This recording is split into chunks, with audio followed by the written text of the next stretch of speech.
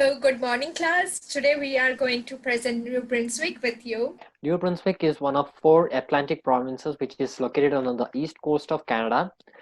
According to the Constitution of Canada, New Brunswick is the only bilingual provinces, and 1/3 of the population describes themselves as bilingual. The people in this provinces lives in mostly in urban areas like Greater Moncton, uh, Greater Saint John, Riverview, and Fredericton, which is the capital city of the New Brunswick. The major advantage of this is in Canada, and the GDP is mostly from the mining and quarrying and forestry, which is driven from the most grasping of the GDP.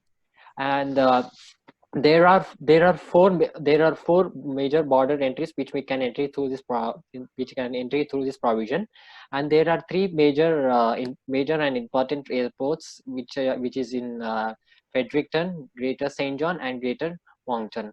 Next.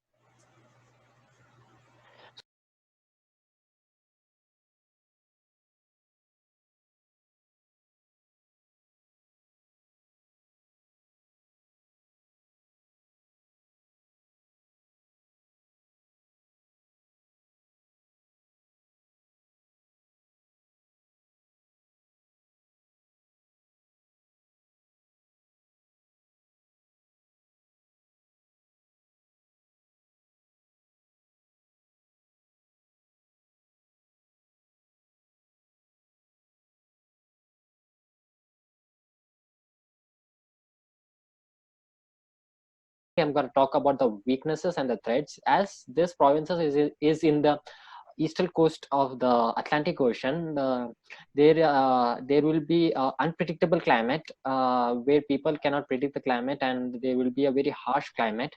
And due to this, there will be a power outages, and it may be go long as 1 week or a day. So, due to the as this provinces is in a remote location, many of the migrants of these residents go to the other provinces to find a better opportunity for the employment. For access, we created 2 accounts. We have our Instagram account and our Facebook account. So for our Instagram account, New Brunswick _light, we knew we wanted to complete our profiles. That goes for Facebook as well. We made sure our bio was an easy read. It was concise, straight to the point.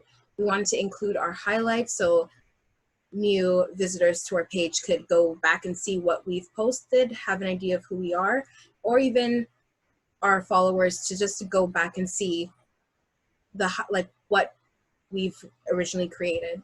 We wanted to keep our visuals consistent so that you have an idea of what we are willing to do. For our Facebook page, we knew we had to create content that was slightly different from Instagram, which is mostly focused on like photos. With Facebook, we had to create content that would kind of evoke some type of response or interaction between our audiences. So that's what we had to do for Facebook. Again, just like Instagram, we did complete all of the steps for our Facebook page so that we could maximize our reach and have a page that was worthy to follow. Engagement. For engagement, we incorporated 3 different things. We used surveys, polls, as well as creating events. So for example, this one here, we did a poll just to have an idea of what our followers were interested in. Did they like a coastal view, or did they like that nature hike aspect? From this, we saw that our followers liked a coastal view. So then based on this, we have an idea of our audience's preferences. And then moving forward, we know if we were to post any content relating to the coast, we would get a higher engagement and it would please our audiences. So some other ways, we did questions. It's just an example of what we did.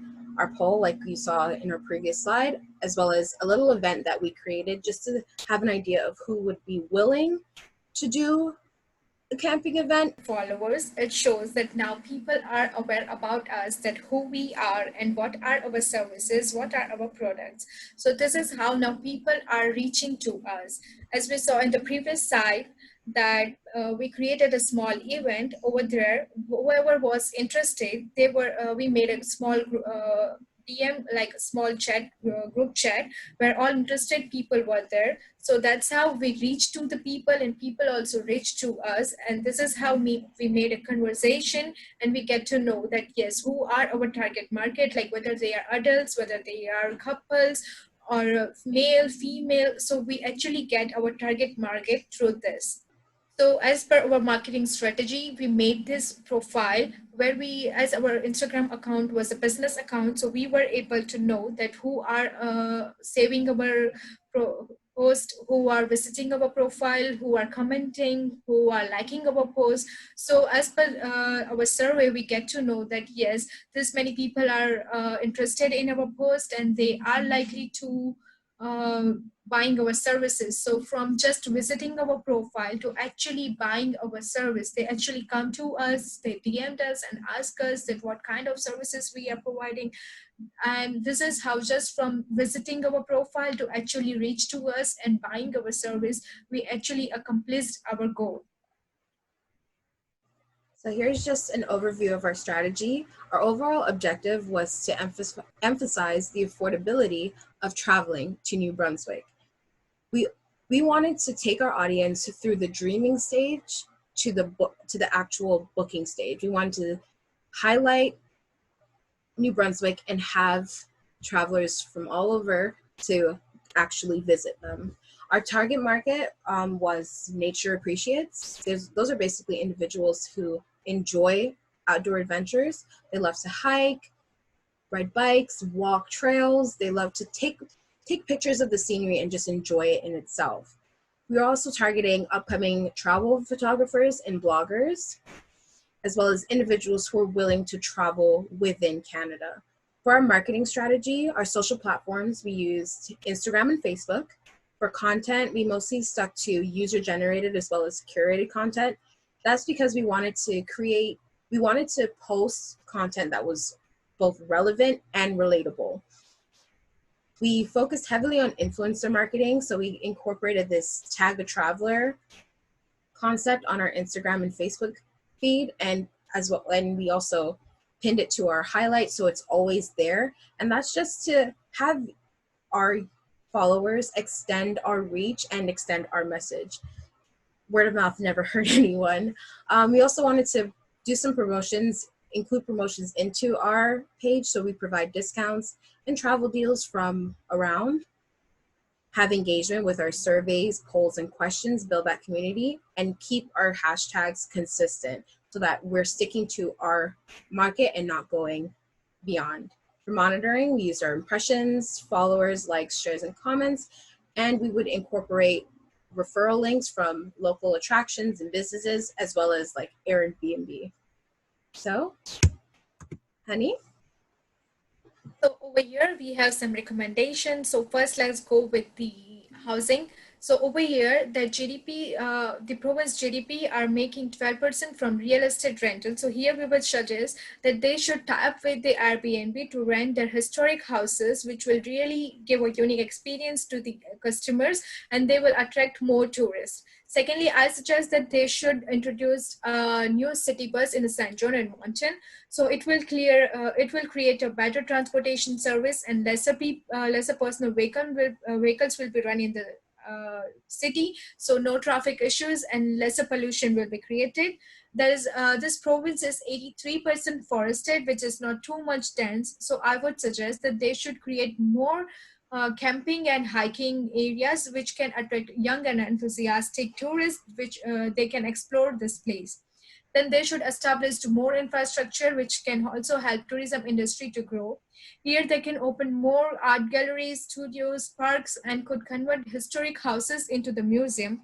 So it will be a really attractive way to procure more consumers.